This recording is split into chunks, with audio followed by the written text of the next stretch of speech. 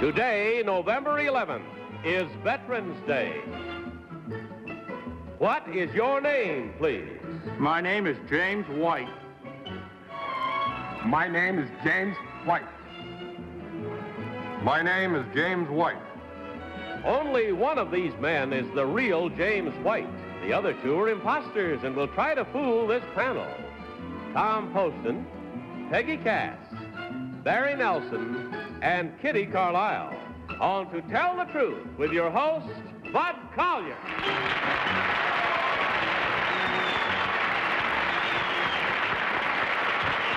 Thank you very much.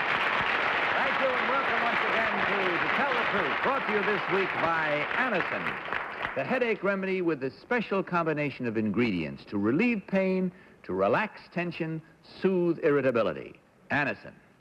Good evening, panel. Good evening, Bud. All ready for some fun tonight? Hey, Barry. What? I understand your picture, Mary Mary, is the #1 box office champion. Congratulations. Yes, as of this week, Bud, it is #1. I'd be happier if I had a percentage, but I say that only because I'm greedy. As far as I'm concerned, it couldn't miss being #1 with you in it, no matter what it is. All right, panel, please open your envelope, take out that first card, and follow along with me, if you will. I, James White, am a member of one of the proudest companies in the United States Army, the Honor Guard of the 1st Battalion, reinforced of the 3rd Infantry. To 18 members of the Honor Guard is given the singular privilege of maintaining an eternal vigil at the tomb of the unknown soldier in Arlington National Cemetery. Each man in our group is especially selected and trained for this elite duty and must meet the most exacting physical and mental standards. Night and day, rain or shine, we of the Honor Guard pace measured steps before America's tomb of the unknown soldier, a shrine to all who have fallen in defense of our nation. Signed, James White.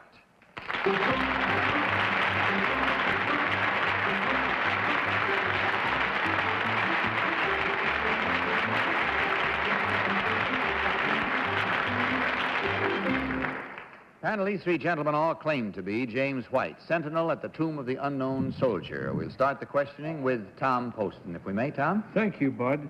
Number 3, do you know where the term the unknown soldier first was used in this country?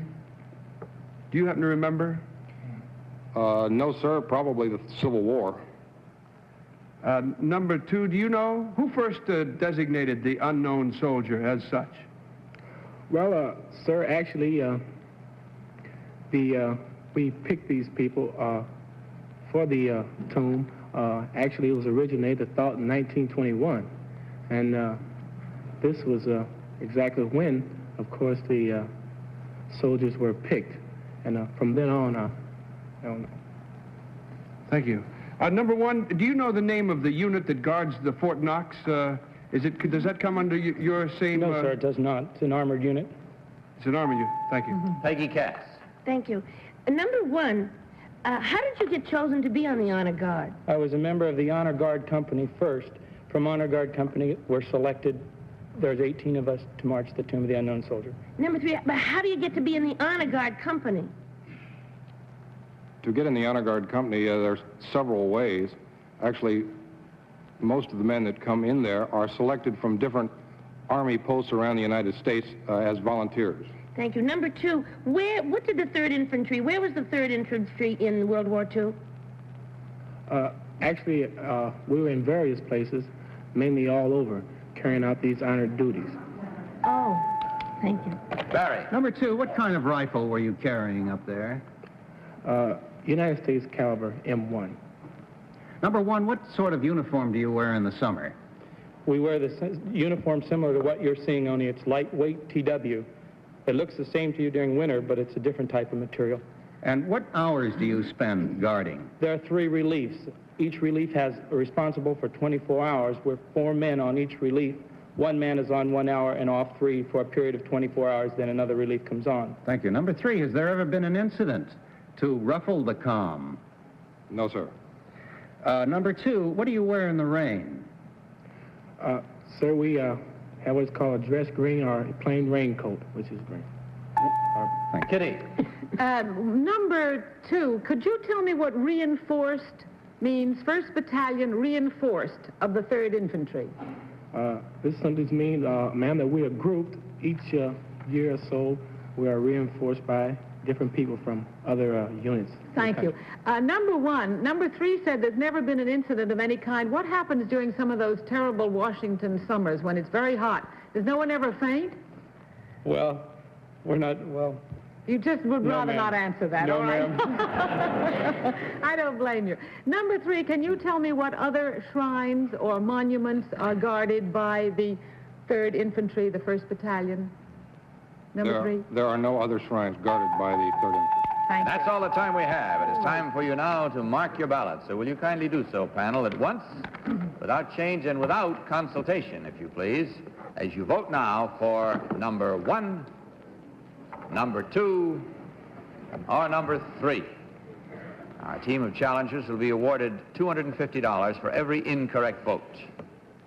All ballots marked? I always had trouble with that one. All right. Tom, for whom did you vote?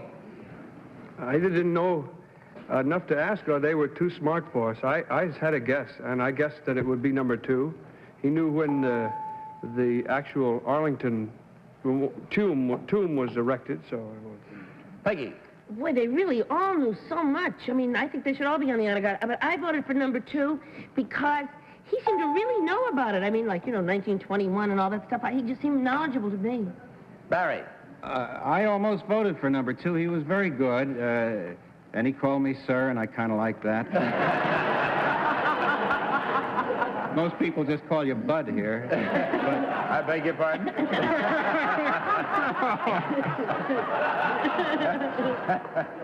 But I like the spontaneity of number 1 when Kitty mentioned about the fainting and all. Thank you, Bud. Kitty. Well, I say it's an honor to meet either one of you 3. But I voted for number 1 because when I asked him again about were there any incidents, he had too much pride in the outfit to admit that there ever could be such a thing.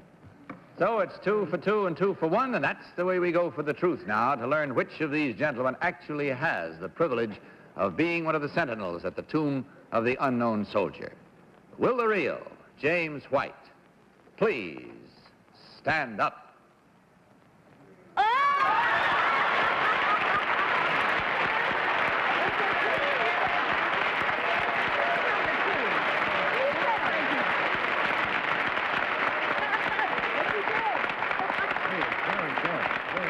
Well, gentlemen, you learn your lessons well. May I say to you, Mr. White, that we are not only proud but exceedingly humble at meeting you and knowing what it is that you do, because it must be a very prideful thing. It gives this nation one of its richest heritages and something of which we can all be proud, thanks to the way it's carried on. Our compliments and congratulations.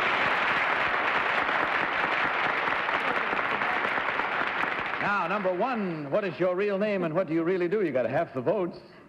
My name is Charles Allison, and I work for Heritage Cavaliers, a sightseeing company. And number 2, what is your real name and what do you really do? I'm a defensive halfback for the New York Giants. My name is Erich Barnes.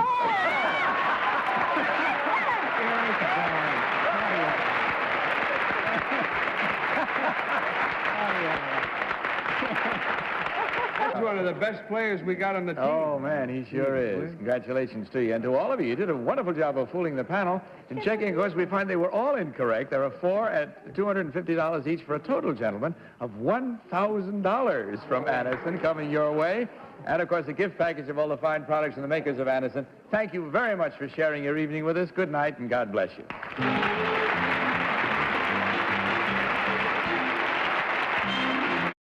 Let's have our next team of challengers.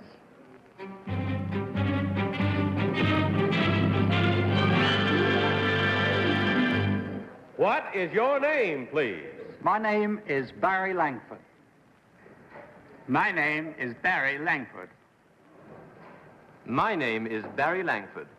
Panel, please follow along with your copies of this story, if you will. I, Barry Langford, am the owner of the Langford Silver Galleries in London, England, the largest retailer of modern and antique silver in existence. While remodeling our vaults a few years ago, we discovered a room beneath the floor which had been sealed off for more than 50 years. It contained a collection of antique silver worth almost $250,000. I am considered an authority in my field, and I have lectured extensively. Probably my most successful lecture is one which I have delivered some 40 times in British prisons. How to collect silver safely. Signed, Barry Langford.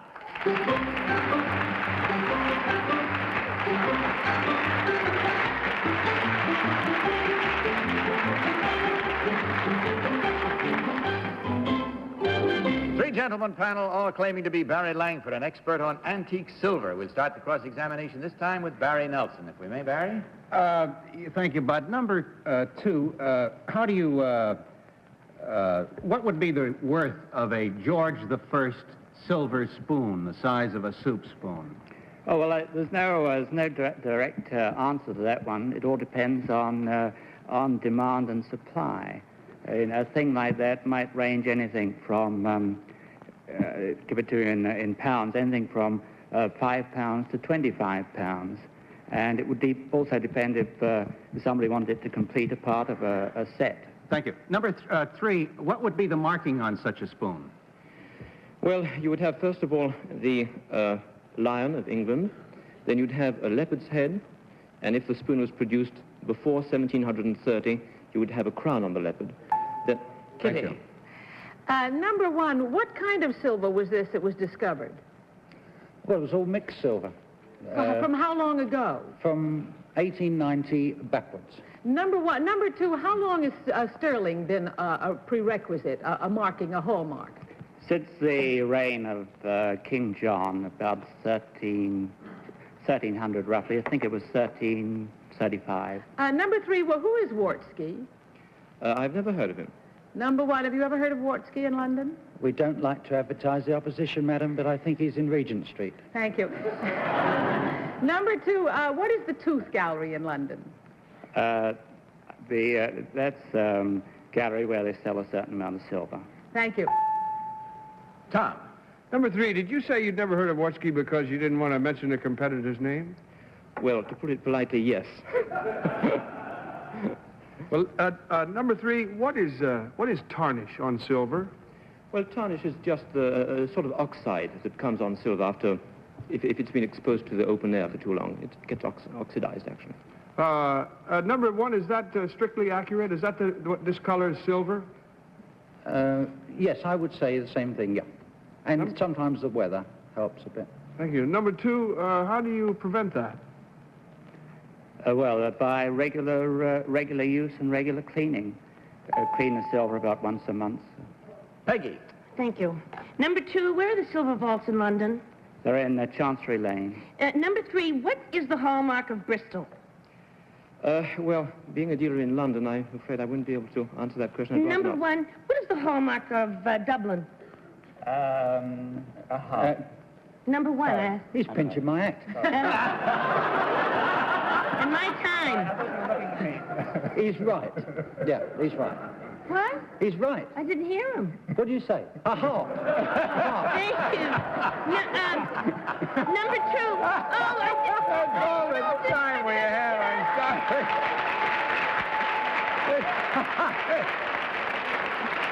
It's time to mark your ballots, even on meager information, so please do so at once, and no change, of course, permitted, no consultation permitted, more importantly.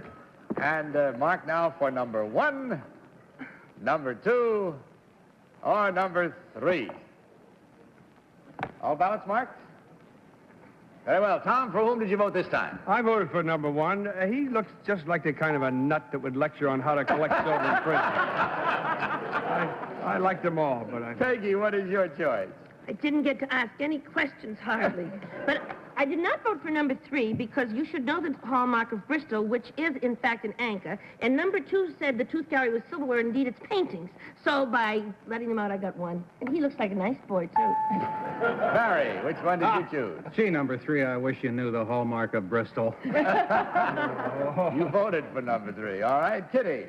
Well, because of Peggy's reasoning and so forth, I voted for number 1, but my main reason for voting number 1 is he has the darndest twinkle. And I think that's the kind of a guy who would write a book about how to collect silver in a prison. He's smiling because he found $250,000 worth of silver. And there we go now into the charm circle he- and learn now who has come closest to the truth among our panelists as we learn which one of these gentlemen actually is the expert on antique silver. So will the real Barry Langford please stand up?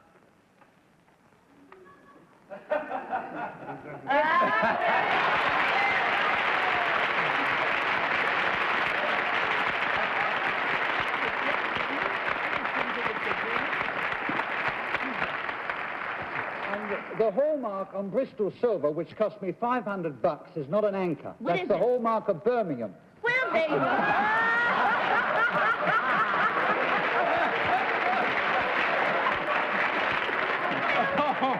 They both begin with B.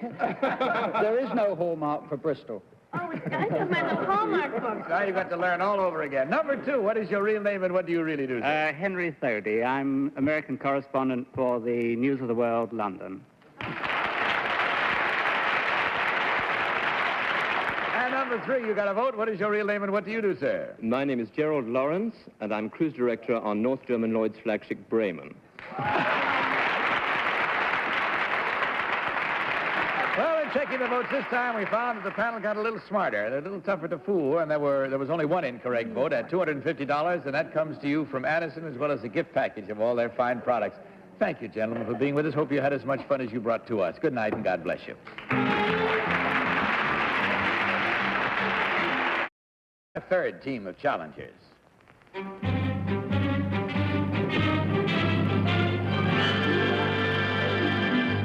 What is your name, please? My name is Catherine O'Hay Granahan. My name is Catherine O'Hay Granahan. My name is Catherine O'Hay Granahan. Panel, please follow along with your copies of this one, if you will. I, Catherine O'Hay Granahan, forgive me, am Treasurer of the United States. My signature appears on all the paper money printed during my term of office. As the official custodian of the government's funds, my duties include receiving the Treasury's monies, keeping accounts of all financial transactions, and replacing burned, mutilated, or worn-out currency. I am also responsible for the Treasury's bank balance and cash more than 500 million checks every year. Signed, Catherine O'Hay Granahan. Very well, panel. These 3 ladies all claim to be Catherine O'Hay Granahan, Treasurer of the United States. May we start with Peggy Cass. Peggy? I'm very sorry, but I must disqualify myself because I know one of the ladies. I'll bet you signed the bills. But I do know her, so I can't say anything. Oh, that's too bad. All right. Barry, then, if you'll start off for us. Yes, number 2, how much paper money is mutilated each year and must be replaced? In money value or number of bills? In money value. The actual money value is a very large amount. And the exact dollars I cannot give you at this time. Could you just roughly tell me? The amount is in the millions. Yeah. Well, number 1, your office is located where? In Washington. Is there anything you have in your office that might be a little different from another office where the men have it? Some feminine thing that you put in, perhaps? Yes. What would that be? Well, I think the decorations are very feminine. Kitty. And number 3, can you tell me the name of your predecessor? Mrs. Smith. Number 2, does the name O'Connor mean anything to you in terms of the Treasury, of your office? Not particularly. Number 1, I don't want to be personal, but what is the Treasury's bank balance at this point? I'm afraid I can't tell you that exactly, and I wouldn't want to quote the wrong amount. You don't keep your bank balance as well as we have. You mean my personal account? No.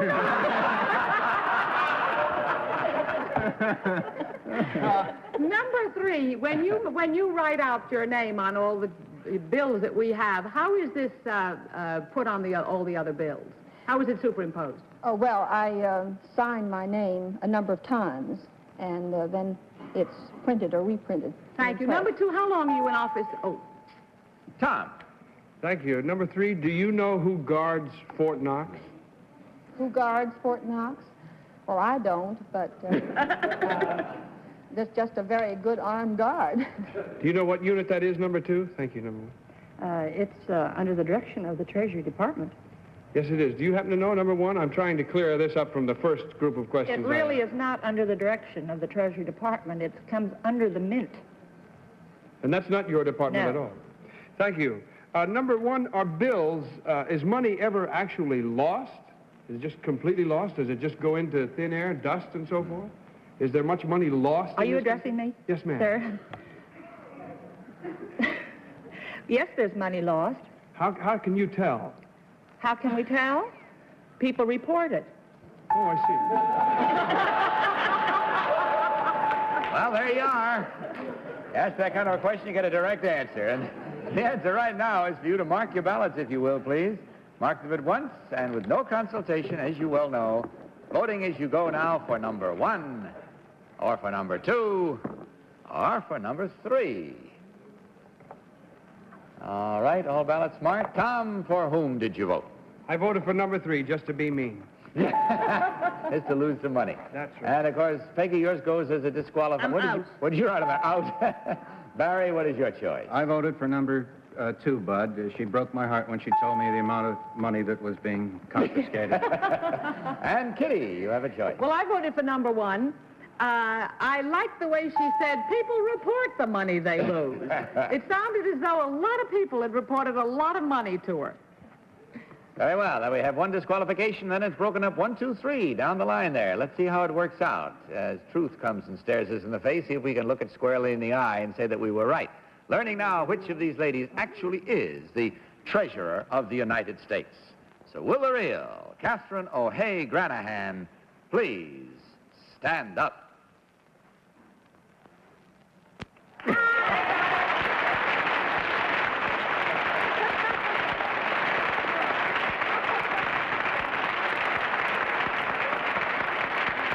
Thank you very much. Thank you so much for being with us. Is that the one you knew? I know her from Philadelphia. She signed my money in real ink. How about that? Yes, we We had a good time that night, didn't we? Yes, indeed. You mean the rest of us all have bills? We all have bills signed in fake ink? No, but I mean, I have her autograph on my money. That's the best place to have it. Thank you for being with us. Number 2, what is your real name and what do you do? My real name is Doretta Hoffman, and I'm Dean of the College of Home Economics at Kansas State University in Manhattan, Kansas.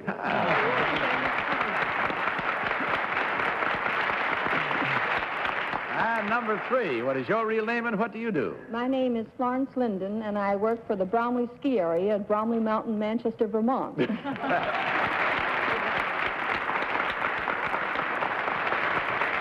ladies, the shopping is going to be good in your department because there were 2 incorrect votes, actually, and 1 disqualification, which counts as an incorrect vote.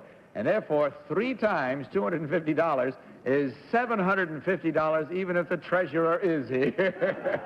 Watch out for the tax, though. You never know. She's sitting right by you. May it bring you great joy. That comes to you, of course, from Anison, as does a gift package of all the fine products of the makers of Anison. Thank you, ladies. Hope you enjoyed sharing your evening with us. We did. Good night, and God bless you.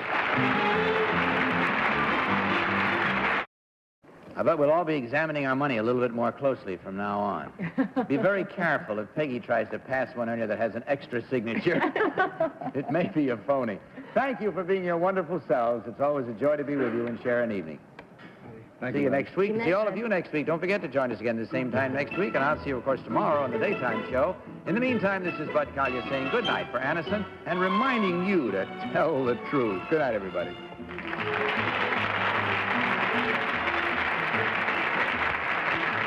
To Tell the Truth is a Mark Goodson, Bill Todman production.